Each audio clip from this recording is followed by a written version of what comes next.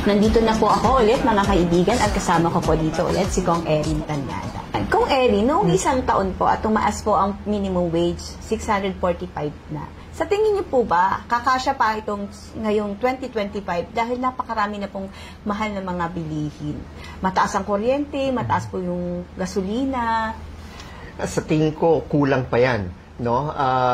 Kung ikaw ay sabihin natin nag-iisa lamang, baka pwede mong pagkasyahin pansarili lamang. Pero kung ang pag-uusapan natin para isang pamilya, kung merong dalawang anak, no? Hindi magkakasya yung 645 pesos minimum wage. Lalo-lalo na ngayon, pataas ng pataas, nakaka-4 na o 5 linggo na ang pagtaas ng presyo ng gasolina, asahan po natin, tataas rin po ang presyo ng mga bilihin. So ito yung magiging problema ng ating mga empleyado ngayon, mga nagtatrabaho, yung mga hindi nagtatrabaho, kung saan mapagkukunan nila yung pambili nila ng pagkain. Hindi pa natin pinag-uusapan, tama ka, ang kuryente, ang pamasahe, pagkain, pangkalusugan na pangangailangan, tapos may edukasyon pa. So maraming pressure ang mararamdaman ng bawat pamilya sa 64 na 5 piso lamang ang sweldo kada isang araw. Oo nga po, kung ako nga po isang nanay, napakahirap po para sa akin na mag-budget. Kaya nga po na-shock ako nung sinabi ng NEDA yung 64 pesos na meal. Ano po bang masasabi niyo patungkol dito? Naku, 64 pesos kung sa rice lang kulang yun sa kain ng ating mga manggagawa, no? So tingin ko mismo ang NEDA ay kumambyo sa usapin na 64 pesos, kaya nag-adjust sila ng kanilang formula. Ewan ko kung ano yung magiging formula nila ngayon, pero tingin ko yung 64 pesos kulang pa nga yan sa isang meal sa isang araw. Ayan, Kong Erin, napakainit po ng ating pinag-uusapan sa araw na ito. Napakaganda po ng ating usapan at kwentuhan po. Meron po akong co-host dito, si Naj, at siya po ay may tanong po sa inyo. Hi, Naj! Hi, Naj! Hi, Anna! Hello po, Kong Erin. Salamat at nakarating kayo dito sa Kapihan with My Sis podcast despite your very busy schedule. Alam po natin na malaking issue din po yung 2025 national budget. Lalo na po yung tungkol sa PhilHealth. So, tanong ko lang po, wala po sa 2025 budget yung PhilHealth, di po ba? So, ibig po ba sabihin ito ay lalong bawal magkasakit ang mga nasa laylayan? Alam mo, Naj, totoong walang subsidy ang PhilHealth sa 2025 budget.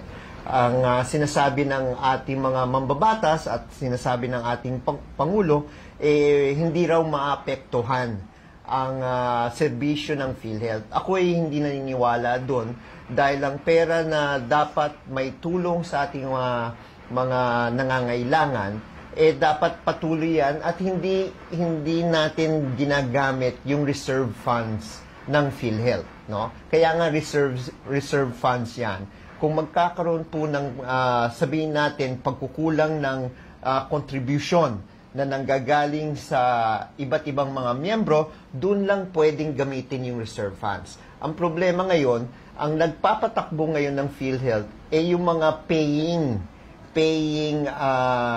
paying members, no, na masasabi natin na nasa formal sector.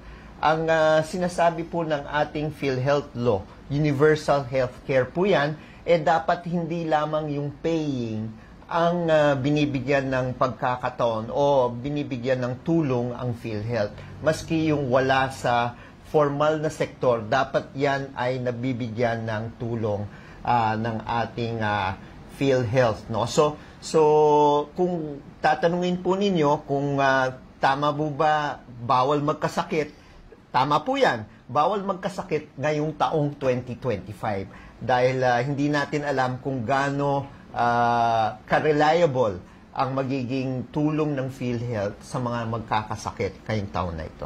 Paano po yung senior citizen at yung mga hindi na nakakapagtrabaho na dating kino-cover ng PhilHealth. Paano po sila ngayon? Yung challenges nga ngayon ng PhilHealth, lalo-lalo na merong pinag-uusapan. Unang-una, tinanggalan ng 90 billion pesos ang PhilHealth, no, yung masasabi po natin kita nila mula sa mga taxes. Ngayon, meron pong nakasampa sa Kongreso ngayon yung pagtanggal o pagbawas o di pagkolekta ng sin taxes na dapat yan ay earmark para sa PhilHealth. Ngayon, ito yung nagiging problema po natin. It is mandated by law that senior citizens are automatic members of PhilHealth. So, lumalaki ang mga senior citizens na pumapasok sa PhilHealth. Itong taon na ito na kung saan walang subsidy, tapos tatanggalin pa ng sin taxes o magkakaroon ng moratorium sa pagkolekta ng sin taxes, kinakabahan po ako sa totoo lang kung makakapagbigay ng tamang benepisyo ang PhilHealth sa mga senior citizens. Kasi remember, senior citizens are non-contributing members.